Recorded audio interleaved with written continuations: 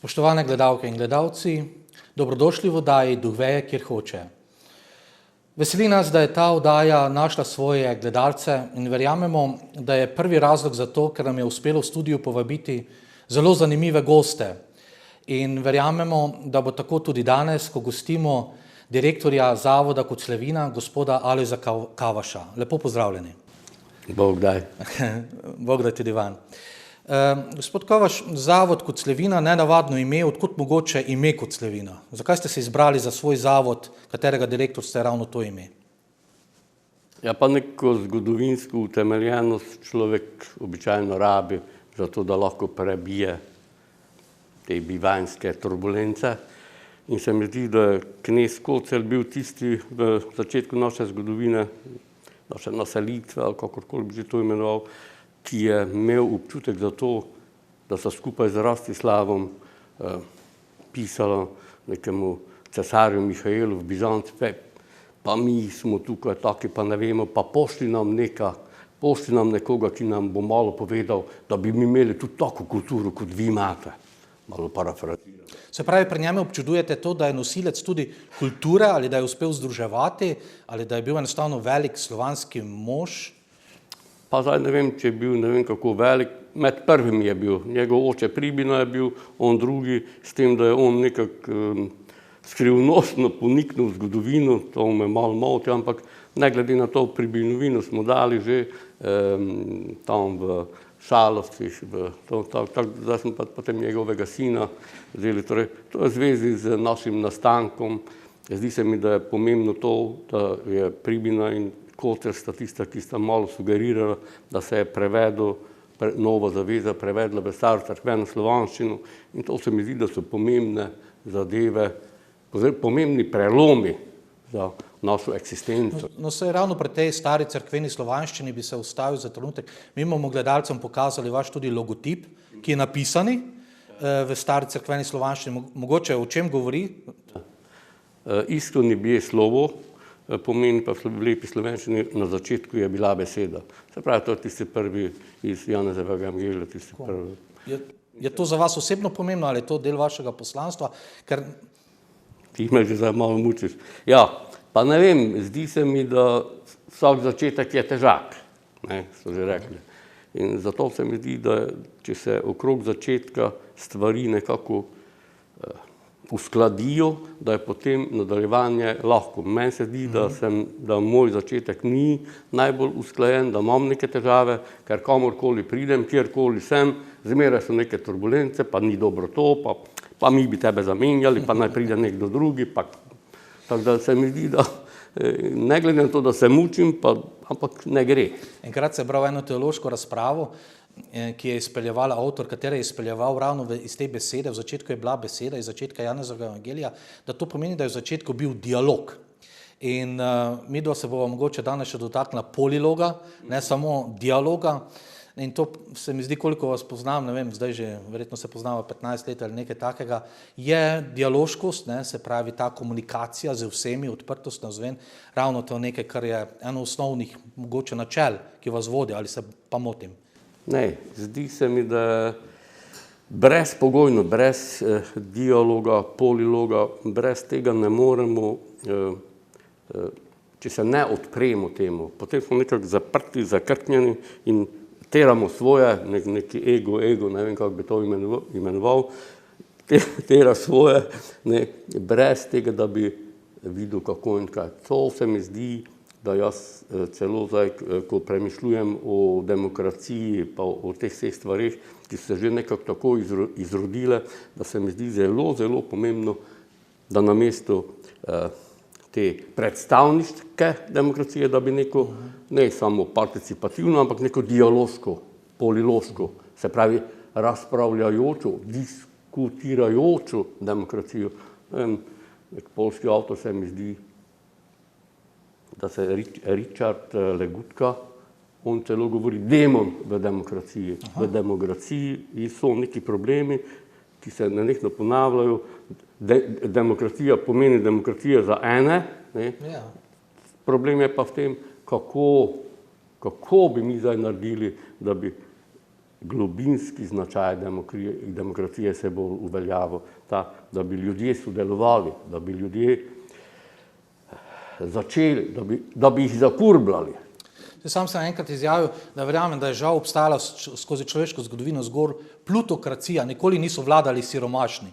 Naj se je oblika vladavine klicala tako ali drugače, vedno so tisti vladarji bili ali upravljavci z plebsom, prebivalci, s prebivalstvom bogati. Mogoče se nekaj spreminja, ker tudi v ekonomiji začenjajo govoriti o participativnem proračunu, recimo tudi neka novost, se pravi, da bi že ekonomija tudi poznala več deležnikov, ne zgolj, ne vem, hladno delitev, brez nekih interesov, brez nekih, ne vem, vpogleda v želje in potrebe drugih. Ne. Vi ste torej sociolog in hkrati tudi upravljate ekološko kmetijo, to vas je spremljalo že od ustanovitve društva Mozaik, katerega predsednik ste bili, potem ste tudi soustanovitelj Korenike, ekološke kmetije v Šalovcih, zdaj je torej tudi ekološko kmetovanje se nadaljuje. Kako to sociologija in kmetovanje, kako to gre skupaj? Ste človek akademije ali teorije ali ste človek dela z rokami na zemlji? Pa mislim, da ni nasprotja med teorijo in prakso ali pa tem praktičnimi zadevami. Po mojem občutku bi bilo treba vse kmete nekako napeljevati v tej smeri, da ne bom rekel, da so sociologi, da so filozofi, da so umetniki. Meni se zdi, da je agrikultura je lahko umetnost. Mislim, da bolj nori kmet je debelejše krumče ima. Torej, to ste mi vzeli besede iz jezika, ker to jaz sem hotel kot pripombo. Ja, ker to je tisto, vsak, ki se zna približati ne samo na tej pozitivistični, pragmatistični, tisti hasek, ampak ki vidi malo čez ta hasek, ki vidi malo čez, da se zaveda, da ne dela denar, ampak da dela živila, hrano ali kakorkoli. V tem smislu se mi zdi, da je prihodnost agrikulture v tej smeri. Zdi se mi pa, da se agrikulturi čas nekako izteka, prihaja akvakultura, iza akvakulture pa še aerokultura. To je za mojo glavo pretežko, ne vem, ne zmorem, to bi še mogel še malo, pa imam še cajt, če bom šel zdaj v penzijo, bom imel malo več cajta brati in bom videl, kako. Se pravi, ne gre kulture, naj bo akvakultura, aerokultura, zračna ali zemeljska, vendar gre za torej kulturo, ki jo nekako razvija skupaj z človek z to danostjo, ki mu je pač dana v upravljanje. Ko sem sam razvijal nekoč te misli, sem prišel do tiste sintagme ribič kralj. Torej v nekaterih mitologijah, pa tudi nekateri narodi razvijajo ravno ta pojem, da je dober kralj tisti, ki ve biti, torej tudi kmet. V nekaterih pripovedkah se preobleče enkrat nekajkrat na leto kralj in gre med kmete, da tudi začuti njihov utrip, pa tudi, da se sam prizemlji na nek način in da ga to dela dobrega vladarja. V bistvu sem se tudi spraševal, ali je v božjem načrtu bilo, da bi kdajkoli dosegli industrijsko revolucijo kot tako, ki te potegne, ne vem, stran od zemlje, ker v zemlji, ko ti spremljaš, da nekaj posadiš, da seme mora umreti, drugače ne zrase nič, drugače ni življenja, ta povezava med smrtjo in življenjem je najbliže nekomu, ki je tudi povezan torej z zemljo, z tem letnimi časi, z spreminjanjem, z torej donosi, z žetvijo, ki pa seveda je posledica šele tega, da je seme umrlo. No, zdaj, težava je v tem, da kmetje imajo preveč tistih konkretističnih, administrativno, produktivistično, ekonomističnih del in jim morda preostane malo cajta za to, da bi na ta način, ne vem, bar od Sisvecovega do Vizma, v tistem cajtu imamo kmetje malo več cajta in takrat je fajn, da se nekako malo poduhovimo in se te stvari, ki si jih ti zdaj razvijo. No, meni se zdi, da smo se mi ne le v smislu tisto nazaj k naravi Rousseauja, ampak zdaj je nek Paul Tyson je napisal knjigo Vrnitev k resničnosti. Ne le, da smo se mi od narave odmaknili ali pa smo odtujeni totalno. Tudi od resničnosti smo odtujeni. Mi mislimo v nekih dimenzijah duha, ki z konkretističnimi zadevami nimajo, ki so digitalne, ki so, kako bi jih naj imenoval, ki so virtualne, ki funkcionirajo v ekonomističnem smislu brez povezave z zgoraj in spodaj. One funkcionirajo na neki tej površinski, horizontalni ravni in dokler imajo še kaj energije, dokler imajo še kaj v sebi, potem bo pa to kolapsiralo. To je odtujeno od človeka, od njegovega bistva. Vse, če bi nekdo hotel odpeljati človeštvo, človeka od Boga, jaz na njegovem mestu bi ga najprej odpeljal od zemlje, ravno od tega stika, od te prvinskosti, od tega neposrednega spoznavanja, kaj je ta, bom rekel, vernost, ko vidiš, da ne more življenje nastati, ko se čudiš, verjetno više bolj kot jaz, vsako leto, kaj vse zraste. Bi pa se dotaknil, mogoče se bomo te teme dotaknili, ker je zelo pomembno, se mi zdi, in oziroma vi imate na tem področju toliko izkušenj, da smete in morate deliti drugim. Veš da, z veseljem. Ampak ker delate tudi z ranljivimi, vi zaposlujete, usposabljate, bolj zaposlujete tudi ranljive skupine, torej ta vaš sociološki čut, povezava z zemljo, delati dobro za zemljo, za naravo in za človeka, vas je verjetno pripeljalo tudi do tega, da že koliko let se ukvarjate tudi z usposabljanjem oziroma zaposlovanjem ranljivih skupin. Se pravi, odkot to ni enostavno, jaz priznam, da ne vem, če bi zmogel iz dneva v dan z ranljivimi. Kdo so ranljivi, zakaj so mogoče ranljivi, ali smo vsi ranljivi, nismo vsi ranljivi in zakaj ravno ste se odločili za delo z njimi? Zmeraj bolj smo vsi. Vse to. Zdaj, če pogledamo na pomursko raven, je neka poklicna rehabilitacija, Soča, Ozara, pa to. Ni pa tega, to, o čemer ti zdaj začneš razvijati in me nekako napeljuješ, da naj jaz to malo, kako je pa zdaj z garden terapij, hipoterapij in z temi zadevami, ker teh terapevtskih, recimo zdaj z ranljivimi skupinami je to prav posebej interesantno, ne samo interesantno, če tega ni, potem je bistveno težje vrnitev k resničnosti, če uporabiva Tysonov izraz. Tukaj se mi zdi, da mi nimamo še nekega razvitega duhovnega občutka za to, kako je zdaj to treba narediti, kako je treba delati. Včasih je bilo tako, da je predstavniki so ostali v družini in so v družini, nekateri so jih malo skrivali, drugi so jim pa malo nekaj dali, da so lahko delali. Odvisno je bilo od stopnje ranljivosti. Torej, tukaj se zdaj na slovenski ravni je morda to malo lažje, pa malo bolj sofisticirano, če to tako imenujem. Pri nas je pa razen te poklicne rehabilitacije, kaj takega se dosti ne dela, hipoterapija, morda nekaj. Hipo samo pojasnite, da bodo vedeli gledalci. S konji, delo za konji. Sploh živalmi. Predvsem gre, mi, ko imamo neke take otroške tabore, je zelo pomembno, otroci so zelo, zelo radi živalmi. Tiste, solata, pa to ne živalmi, garden terapij še ni tako zanimiva za otroke, kot je recimo delo živalmi. Pa recimo, ko je nekdo iz ranljive skupine dlje časa pri vas, katere spremembe opazite pri njem, tisto na pozitivno? Kaj je tisto, ko mu najprej vrne neko dostojanstvo ali pozitivno samopodobo? Kaj je to mogoče, da vidi posledice svojega dela ali da je sprejet ali da nosi nek del odgovornosti za neko skupno ekonomijo ali večinoma ostanejo nemi opazovalci ob strani?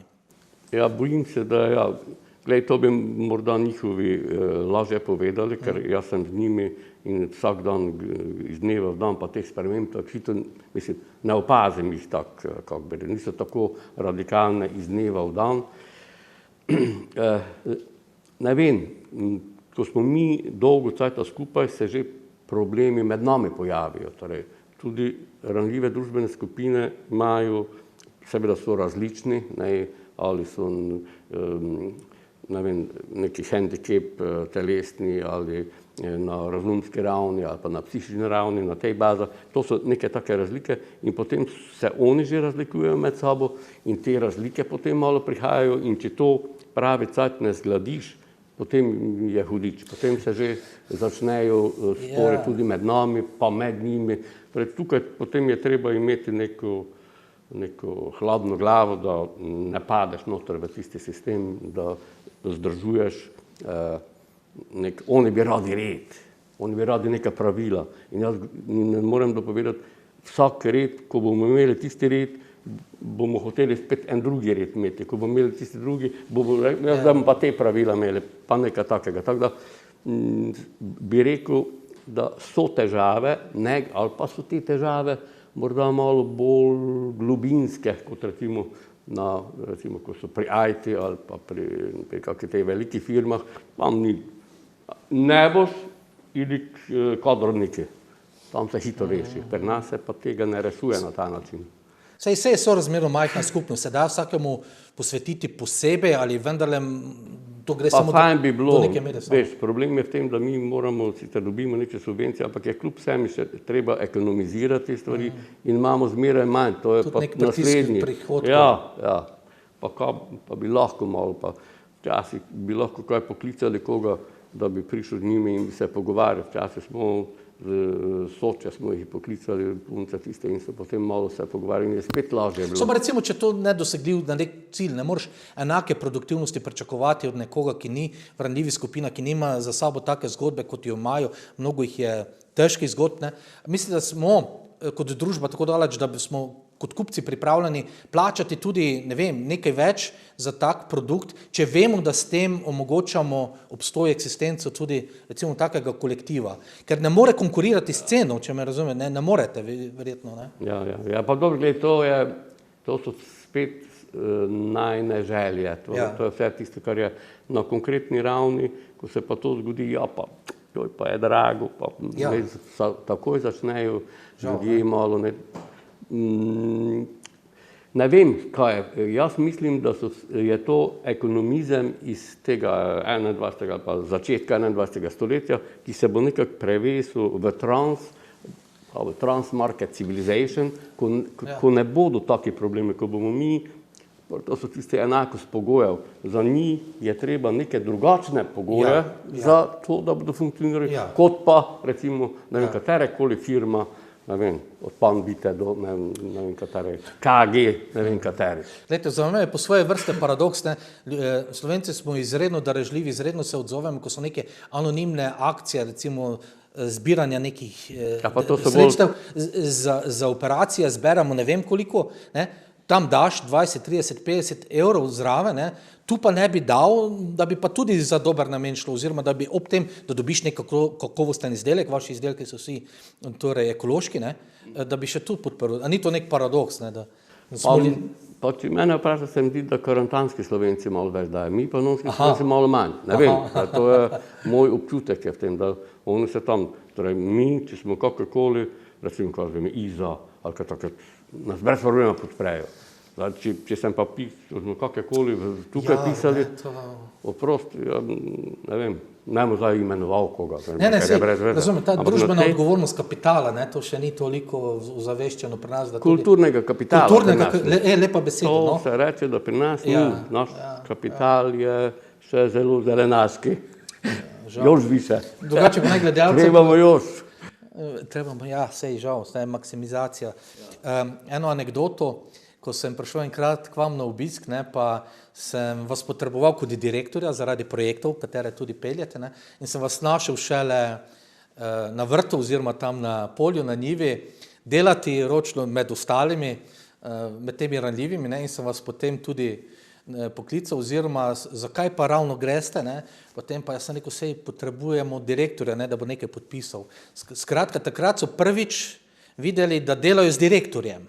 Da se niso niti toliko zavedali, da ste tudi v funkciji direktorja, na nek način ste šef, odgovorna oseba, vendar se nikoli niste kot taki deklarirali ali identificirali med njimi. Je to v tem smislu šef, ki je hkrati tudi prvi na delu in zadnji z dela, oziroma ki kaže, ki vleče z zgledom? Je to res? Pa ne vem, če ne pričaš, je težko, karkoli, bar v mojem, kakor delam jaz, ker če človeka hočeš ti, ne vem, zdaj bi lahko Dostojevskega ustanovo starčevstva, pa take zadeve začela razvijati, ker to je tudi ena alternativa demokraciji, tej zahodni, ne vem, kakorkoli. Torej, če ti hočeš biti s temi ljudmi in si jim v nekem smislu starejši in ti si zadolžen in moraš poskrbeti za njih, potem moraš biti z njimi. Seveda, meni bi bilo bistveno lepše, če bi lahko z njimi še kaj čitali, da bi kaj brali, pa da bi kaj videli, ampak to si v tem momentu ne moremo, pa bi bilo jih treba potem to tudi pripraviti, da bi do tega prišlo. Ampak meni se zdi, da se edino na ta način da to delate. Zato me je zdaj kar prevzela ta vaša beseda pričevanje, ker z zgledom pričujemo, to je tudi krščanski osnovni zgled. In tudi v angleško govorečem prostoru poznajo to neko tak pregovor, talking is easy, doing is hard. Lahko je govoriti z besedami, pa pokaži. Kaj bi zdaj mlademu Alojzu Kavašu svetovali z vsemi temi izkušnjami, če bi se lahko vrnili nek časovni stroj, kaj bi mlademu Alojzu Kavašu, ki se šele podaja na pot socialnega podjetništva, dela z ranljivimi skupinami, svetovali? Recimo, bi vse počeli isto ali bi mu kak nasvet bi mu dali? Kaj bi drugače naredili? Ali pa tudi ne? Pa pa glej, za Swedenborga mi zdaj pride, on je bil 56 let, takrat mu je vse. Jaz sem morda premalo bral, premalo, ker smo glej, za to... Koliko vem, malo kdo to... Pa dobro, zdaj, glej, moja knjiga doma hišno je par 100 knjig, pa ne vem, koliko sem še prebral zraven, ampak gre preprosto za to, da takrat, ko dobiš uvid, da potem tudi nekaj kaj pretrese.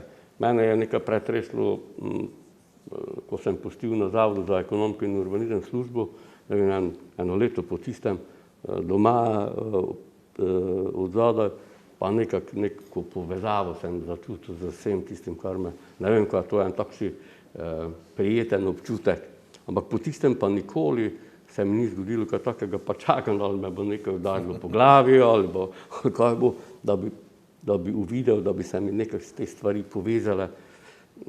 Zmeraj se mi zdi, da nekam, pa skoraj je, zdaj pa bi bilo, pa se spet vse poruši, pa se spet treba na novo sestavljati. Tako da se mi zdi, da nekako mlado mi svetovati karkoli, zdaj lahko bi svojemu sinu svetoval, recimo, ne vem, sem ga napeljeval, da bova brala knjigo Očetova pisma sinu, od Čarovniški vajenec, kako se že piše? Flisar. Evald Flisar, Gerlinski, ne. Ampak pa malo bi, pa ne bi.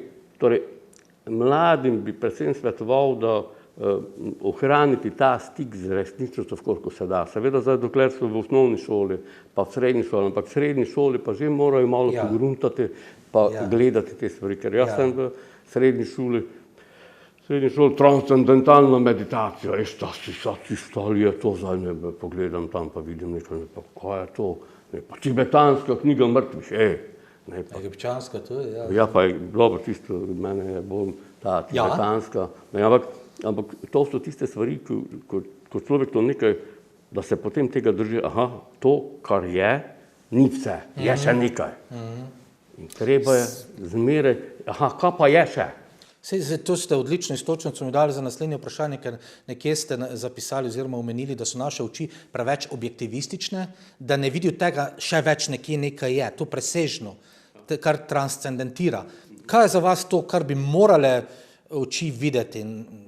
Kaj ne vidijo? Česa ne vidijo? Kaj je tisto, kar bi morale videti? Ne vem, za mene bi bilo idealno, da si razvijamo dvojni vid. Mislim, da je Šestov govoril o tem, pa tisti Dostojevski, pa to ste, kao, oni so imeli.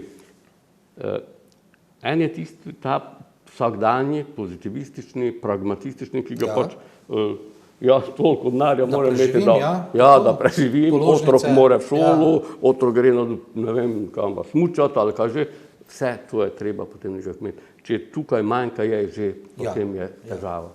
Ampak, ko pa to vse imamo, potem je pa treba pač že gledati, ampak to se zgodi, ne vem, živite kakor svinje, torej tistim najvišje, torej tistim ljudem, ki so na vrhu, 1%, kot se temu lepo reče, oni si to lahko privoščijo, kako pa mi, navadni državljani, da bo pa rekla, mi pa se mi zdi, da nam ne preostane nič kaj drugega, ampak nekako, ko se te stvari dogajajo, da ohranimo stik koliko toliko z zemljo, da smo v kondiciji s tem in da potem iščemo to, ta horizontalna nam je potem z lahkoto, potem pa še vertikalno moramo, da najdemo, kaj pa je zdaj te, a je to vse, se še da kaj, je ne vem kaj, ali pa, kako oni rečejo, angel smrti mora priti, angel smrti je polno oči in če angel smrti reče, joj, ta pa še ni zrel, ta pa še mora biti, tega pa ne bom jaz zdaj odnesel, potem mu pusti ene oči, tiste svoje in s tistimi očmi potem vidiš več. S tistimi očmi vidiš več.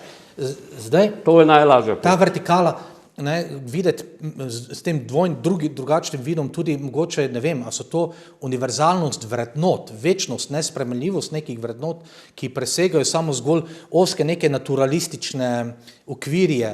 Recimo Nietzsche je bil naturalist, on je rekel, Bog je mrtev, in zavzemal se je za prevrednotenje vrednot in da so maksimalne vrednote samo tiste, ki jih, kako bi rekel, človek izbere in zasleduje.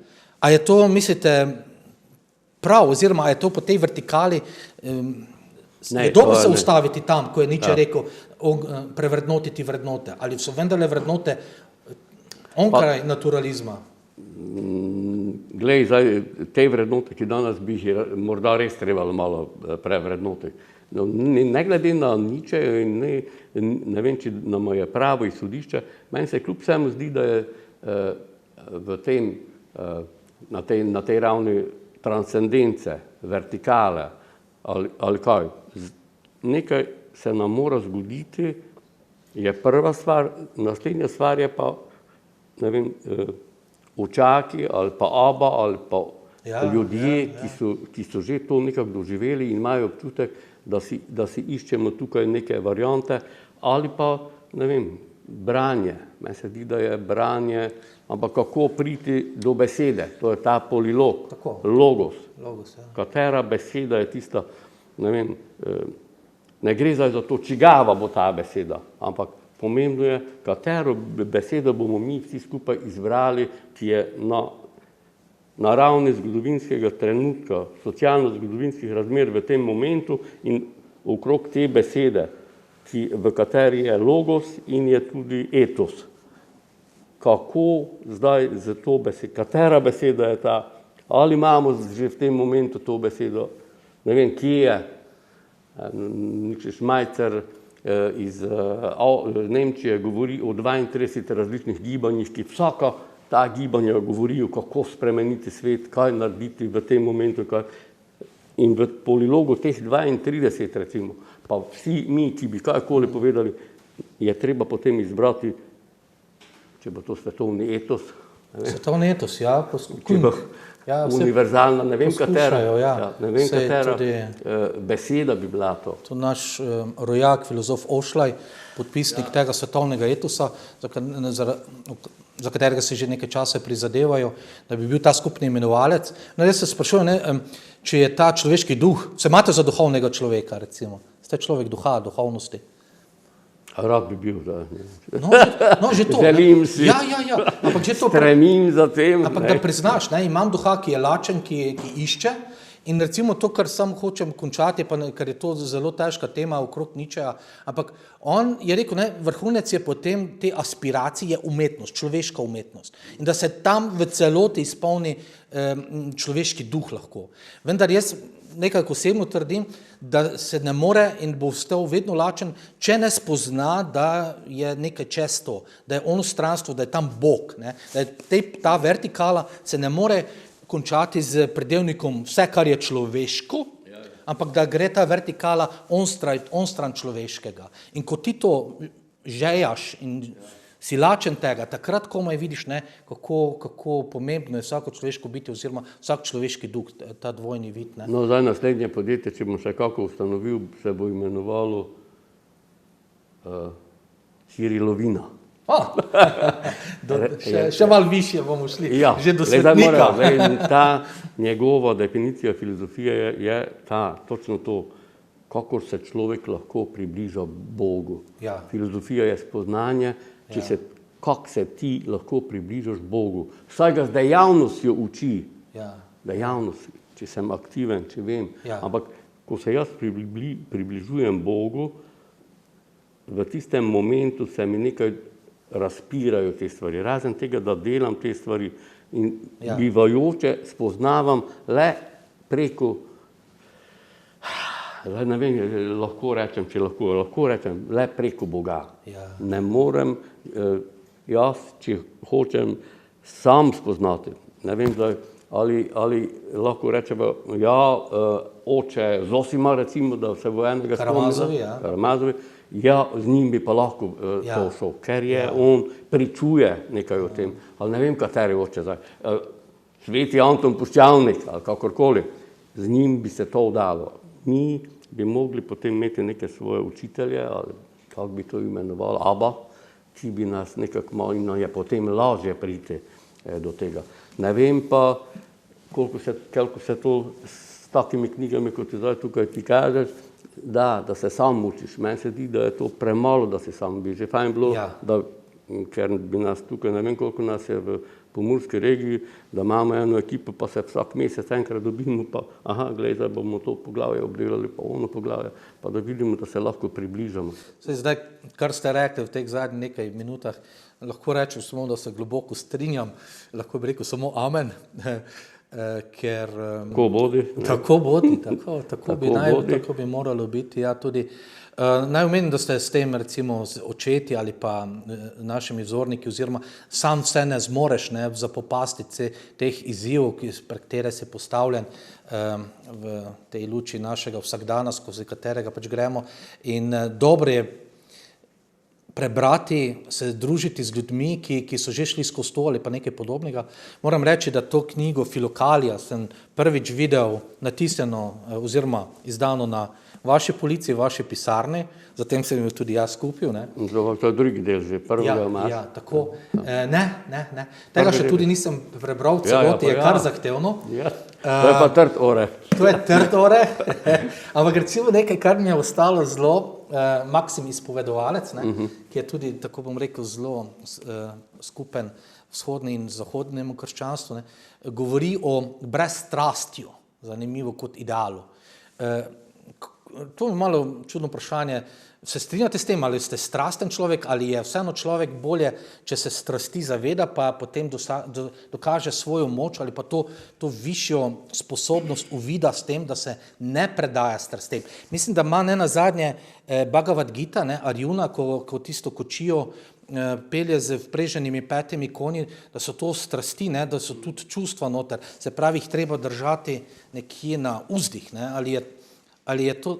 Ja, to so že pred Maksimom, so to že puščavski očetje, recimo Anton, asketi, tisti z Nitrije, pa to so zelo delali na tem brezstrastju, kako obvladati strasti. Se pravi, ne da si, jaz ne razumem tako, da si brez strasti, da si brez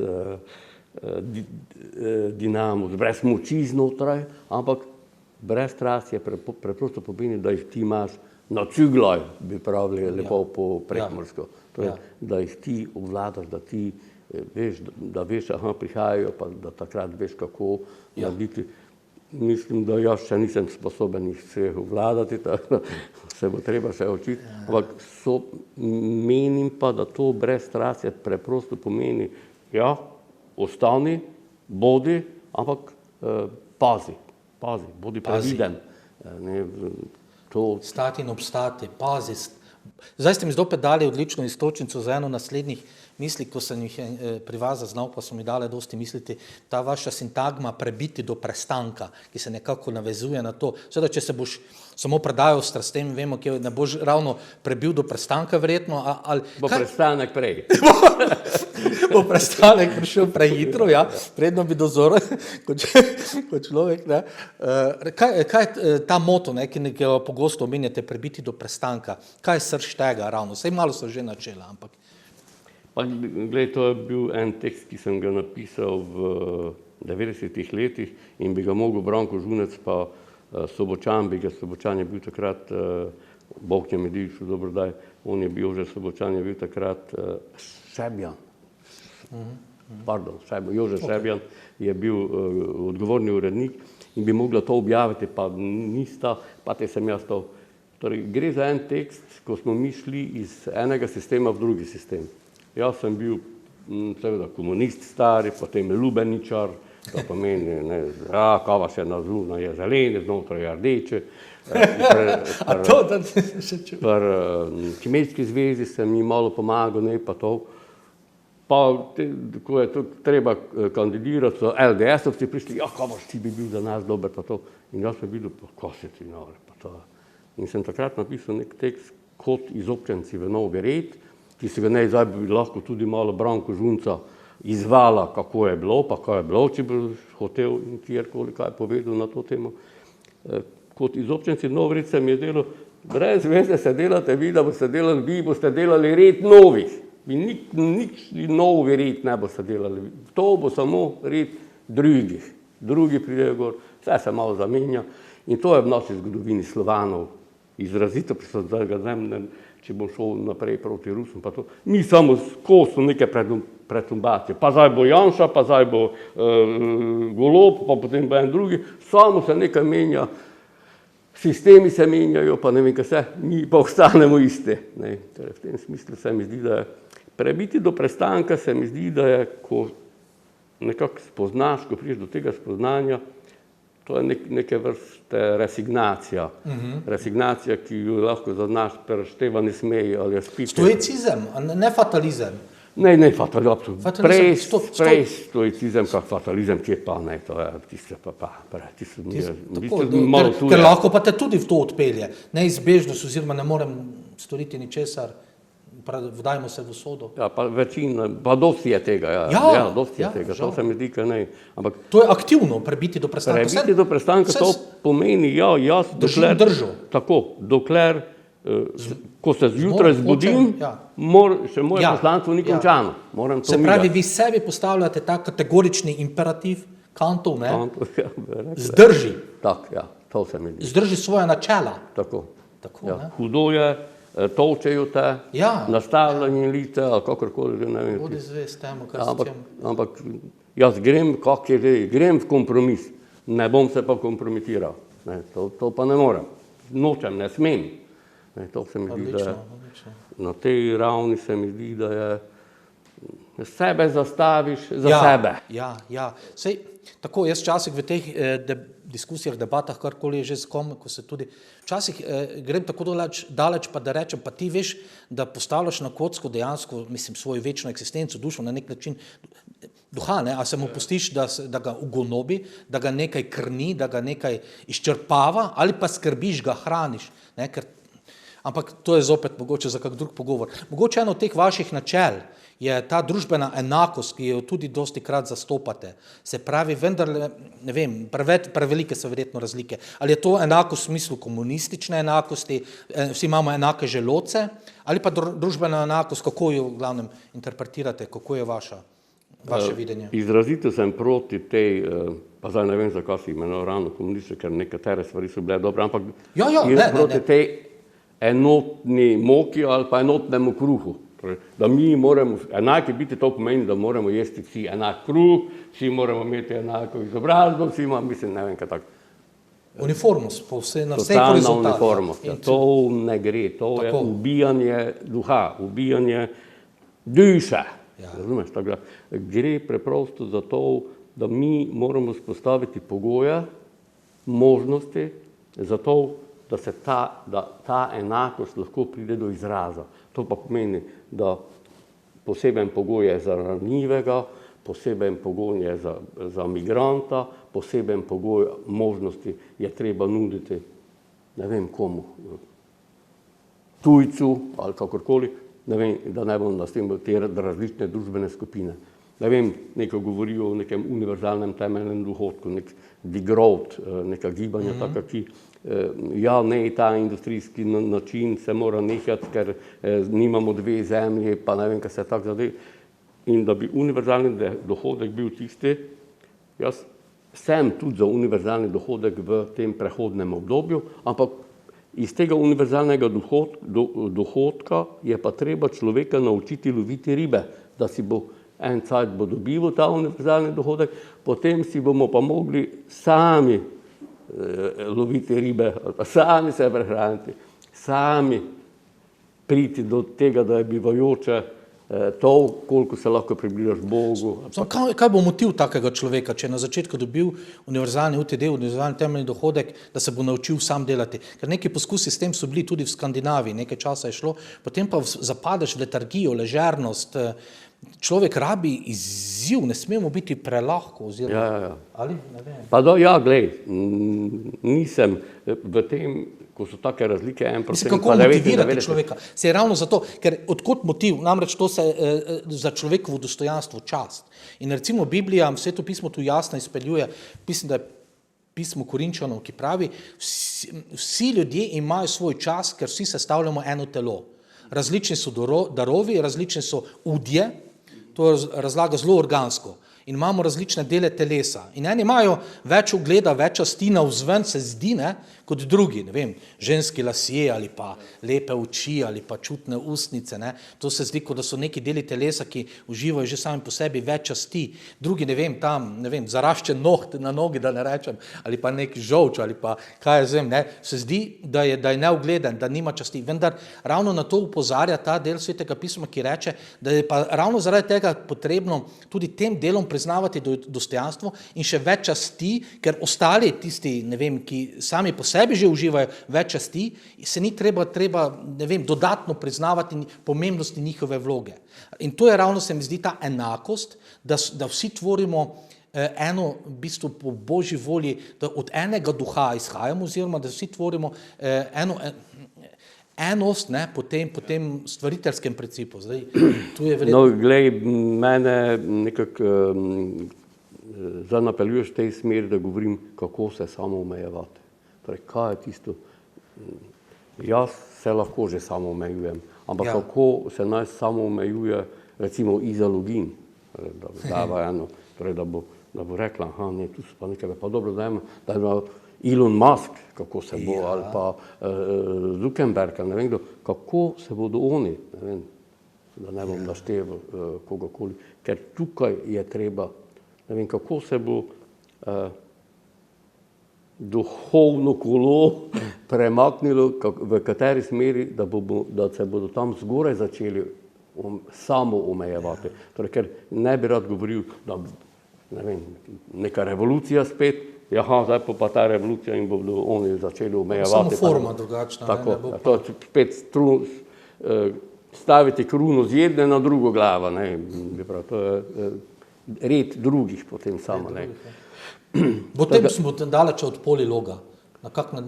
Ja, ti so pri polilogi, ali kak? Ja, kdo je glasen, kdo prevladuje, kdo kriči, kdo je... Ja, torej tu so pri tem, glej, mi bomo mogli, oni bodo kričali, mi bomo po svoje kričali, ker krik je v nekaterih revolucionarnih gibanj, ne vem, če to zapatisti, ne vem, kateri krik, ne, to je, mislim, da Marta Gergorčič, pa to so one, ja. Zdaj, v tem polilogu, ko se bo to začelo, ko se bo to duhovno, ampak ta polilog mora biti ne polilog na Twitterju, na Facebooku ali pa ne vem, kje to je. Ste to rekli, odlično. Nek drugačen polilog, to mora biti nek druge, to mora biti face by face, mislim, ne, to moramo v Küper iz oči. To mora biti tak polilog in takrat se bo v tem polilogu, ko se bodo eni začeli samo omejevati, morda kaj premaknilo. Ne vem, ali je Pa ne vem, če je to samo omejevanje. Morda bi še Mislim, zadeli ste to, kar sem sam tudi pred leti, ko sem kaj pisal, da je prišel tudi do tega prostovoljno samo omejevanje. In to so tudi učili, ne smemo vsega narediti, kar lahko, ne, ker ni vse dobro, ne, da se ustaviš tudi pri svojih teh sebičnih, egoističnih željah, ki bi si jih sicer lahko izpolnil, pa bi jih družba tudi tolerirala, vendar ne, in kljub temu, da ti ali celo blagoslavljala ali stimulirala, pa rečeš ne gre, nočem na ta način živeti, funkcionirati, ne verjamem, da je to pričevanje z zgledom, ker jaz moram pričevati, kako bi naj... Ali je to civilna družba? Bo to civilna družba? Kdo med nami bo tisti? Kritično maso podobnih. Katera kritična masa, katere skupine družbene, ali kakorkoli bi to imenoval, bo tista, ki bo začela to kurbljati in se bo to počasi, ki bo začela premikati to duhovno kolo duha. Jaz se bojim, da bo to šele z nekimi zunanjimi nevšečnostmi, ki bodo, saj vi tudi veliko implozijo, ali pa ko se bo to sesulo vase, dejansko menjate tudi večkrat kot tisto sprožilec, ki bo to čakajočo maso, ki bi sicer lahko ravnala drugače, končno motiviral, spodbudil, da bi... Jaz dosti govorim že precej cajta o kolapsu, pa potem ti si kolapsolog. Vse, kaj doživljamo, gledajte. Zdaj smo neposredno v tem, vrednot, oskrbe, hrane, ne vem.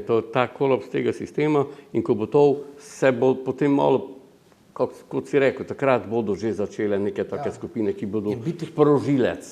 Se pravi, tudi če ne moramo videti takoj rezultatov teh svojih načel danes, jutri, tukaj, vendarle moramo biti na stand-by, v stanju pripravljenosti, ker se pa bo, takrat, ko pa bo, tako daleč, da pa bomo tudi dosti hitreje lažje naredili tisti korak. In to je mogoče, ne vem, če se zopet navežem, če je to dobra istočnica za naslednje, to vaše razlikovanje med samostojnostjo in samotvornostjo, ki nam je tudi zanimiva distinkcija, razlikovanje med tema dvema pojmoma. Kaj je torej samotvornost za razliko od samostojnosti slovenske ali pa naroda ali pa plemena, ne vem. Pa zdaj, da ne bi preveč zgodovinsko, lahko to na tem primeru te zadnje tranzicije naše, mi smo kar hitro se osamosvojili, neke zgodovinsko, socialno-zgodovinski momenti so nam omogočali to in so bili nam izrazito naklonjeni, ali kakorkoli govorimo o Slovencih, o nas Slovenci, so bili nam naklonjeni in smo se mi kar hitro osamosvojili. Takoj smo postali samostojni. Ampak takrat, namesto da bi še razvijali samotvornost, smo mi naredili podobno napako, kot jo delamo celo zgodovino. Navezali smo se, kak je že Švenda rekel, opičje posnemamo v Bruselj, prej smo posnemali Beograd, ali ne vem koga, pa Moskvo, zdaj smo začeli. Kje smo zamudili? Kaj bi morali narediti? Kaj je tista ključna poteza mogoče, ki smo jo zamudili, ali pa bi jo še veljalo na poti do samotvornosti? Sad si me dobil, saj. To je pravo vprašanje. Kakšni zakoni, recimo, kakšne ustanove preko, ne vem, izobraževalne? Jaz mislim, da je problem prekmurski šolanec, če sva tukaj. Prekmurski šolanec, ne vem, zdaj bom malo citiral Števana Kuzmiča v tistem predgovoru, ne vem, zdaj Torko Žbak, ko sta to nekaj pisala. Naš izobraženec se preveč vdaja tvarnim stvarem in zanemarja tisto, kaj je njegovo poslanstvo. Torej, zdaj lahko tudi na slovenski ravni malo govorim. Mislim, da je Tomaž Masnak, Veljko Rust sta nekaj dvomila, malo da to, kaj pa so potem kriptokomunista, pa ne vem, kaj se, neke take zadeve, ker sta opozarjala. Približno tako, kot sem jaz napisal, da to ne bo red, kot izobčenec grem v te novi red. Ne vem. Se pravi, nosilci samotvornosti so manjkali, ker to za idejo stojijo ljudje, in dejansko nismo imeli nekih karizmatičnih, ali smo imeli, ki bi bili sposobni, ne vem, pri ljudeh tudi doseči ta nek konsens, kot smo ga v plebiscitu, ali mogoče imeli, pa se je potem nehalo. Pa ne vem, lahko bi zdaj nekako tako. Valhun je premagal Črtomira, Črtomir je potem šel, pa ne vem, in to ni nič, on je pa potem po Valhunovsko moral delati naprej. Ciril pa Metod sta prišla k Koclju, pa k Privini in sta prevedla Sveto pismo in oni so potem delali po po našem mičemo, po naših kravih kupčijah delali naprej. To se mi zdi, da se je zgodilo. Ja. Mi Ja. v 90-ih letih, ne vem, Slavoj Žižek, Dušan Plut, ne vem, koga bo zdaj vse našel, Tine Hribar, Spomenka Hribar, ne vem, vsi, ja, malo bomo mi, pa bomo malo pomagali, samo da se, oni so se borili proti, kot danes govorijo. Oni se nismo mi vedeli zakaj. Oni so se borili proti komunizmu, proti Jugoslovanom, proti Srbom, Srbe na vrbe, ne? Niso se pa borili za sebi lastivnost, bi rekel Štefan Kuzmič. Mi pa imamo nekaj sebi lastnega. Zato se moramo. Mi ne moremo iti v Bruselj, ko bomo kak papige ponavljali za ovimi birokrati. Mi moramo sebi prinesti ta. In to mi ne delamo. In to je problem. Se zdaj počujem, ker bom nadaljeval s to temo, ker je mi izredno zanimiva, namreč samotvornost, samobitnost oziroma, ker ali je tu tudi posedovanje zemlje oziroma upravljanje, se nismo lastniki, ne, pomembno ali ne. V enem trenutku se mi zdelo, da opevate nomadstvo, ne, ampak moj izziv vam bo, ne, vprašanje, ki mogoče se zdi, dobro, ga bom poskušal precizirati, namreč obstaja, vem, da govorite nemško, pred časom sem se prepričal o tem, tudi madžarsko, ampak če vam rečem Blut und Boden, ne, boste vedeli, zakaj gre. Ta ima negativno konotacijo, ker kri in zemlja je ta maksima, ki je izhajala še iz nacistične Nemčije, ne, da si povezan v bistvu z svojo zemljo, da bi tudi prelil kri zanjo, ne, in da od tod izhaja tudi ta narodova zavest, ki mogoče tudi torej zemlja pogoj te samotvornosti, ne samo samostojnosti. Ne.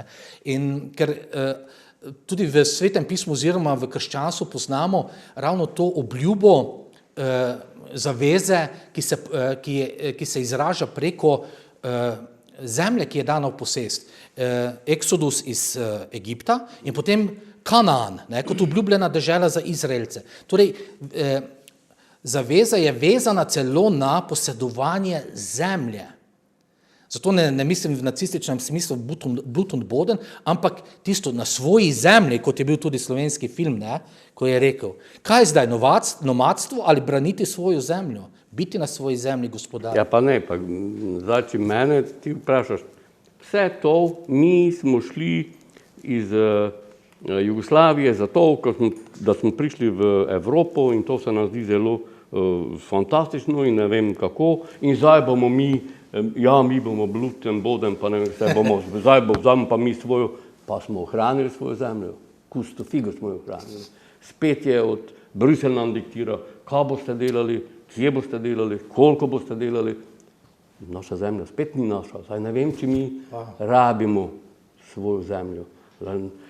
Ne bi rad nomadstvo zdaj, ker bi to so neke druge dimenzije duha, ampak v tem smislu bo, ampak menim, da mi spet nismo na svoji zemlji. Ne vem, koliko kmetov je izgubilo statusa, koliko totalna deagrarizacija. Ne vem, v Nošencih bosta ostala 2 kmeta, ne vem, v Pomurju jih bo, ne vem, če jih bo 100, torej mi smo, ne bo to je, nimamo. Razdušenje, razduhovljenje, tako preko tega. Kje pa zdaj mi imamo? Par od naših bo imelo. Kje imamo, ta naša zemlja, ne vem, zdaj niti na sprehod več ne moreš. Zdaj, če greš po gozdu, s komunizmu so brali gobe, zdaj jih teterajo. Če greš tam, kaj je zdaj ti mariborska registracija? To je moja šuma. Ne vem, če imamo. Vse to, kar si mi ti skušal utemeljiti, to pa je naša zemlja, mi smo zdaj na svoji zemlji, nismo bili, film je seveda lepo povedal, ampak mi smo bili takrat, bojim se pa, da nismo tudi zdaj. To so izredno zanimive teme, jaz sem prepričan, da bo o tem še po snemanju ali pa treba je to je treba to se pa takoj strinjam. Teoretske postavke, in če nam to ne bo jasno, kako se orientirati v 21. stoletju. Kaj potem greš, če ti to ni jasno? Kaj potem, kam želiš priti? Proti koncu greva, prekmurski človek je kako drugačen, malo karantanski Slovenci.